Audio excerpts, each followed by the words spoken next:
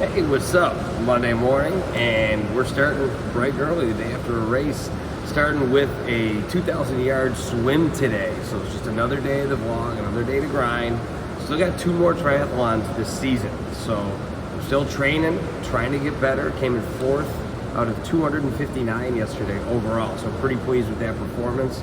But on today's swim, I did 2,000 yards, but half of it was pulling. So here's a little tip for you. This is what's called a pull buoy. So you put this between your legs, it keeps your butt buoyant, so you don't have to kick, and it's all arm work when you're pulling. So the idea is the longer a swim race is, the less intense your kicks become and the more important your pull becomes.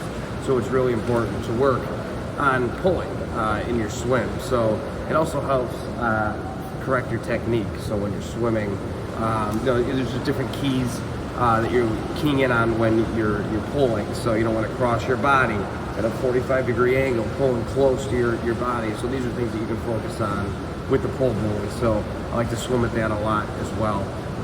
Play to my strength. I have a strong upper body as opposed to a lot of triathletes, so I try to use that to my advantage in the swim.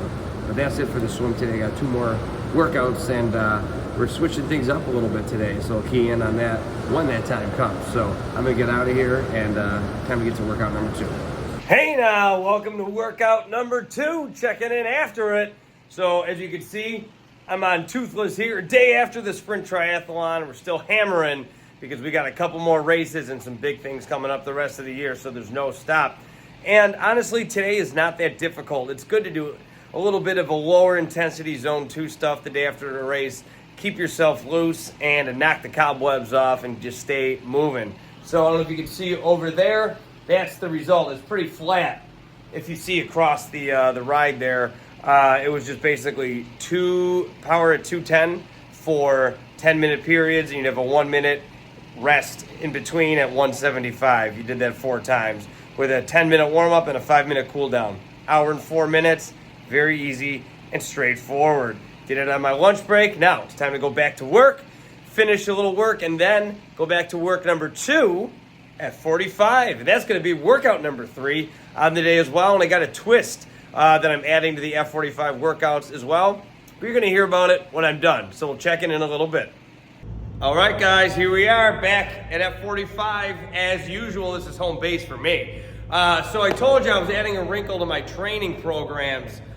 So I did F45 before I coached the 2 classes tonight, as always, but I'm starting to really begin intense Hyrox training. If you don't know what Hyrox is, it's a global fitness competition. It's really gaining a lot of momentum. It's put on by Puma, and it goes worldwide. They have stops all over the world. Here in Dallas is November 18th, and I've done it 3 times so far. I've came in 2nd place in my age group twice, and I've won my age group once.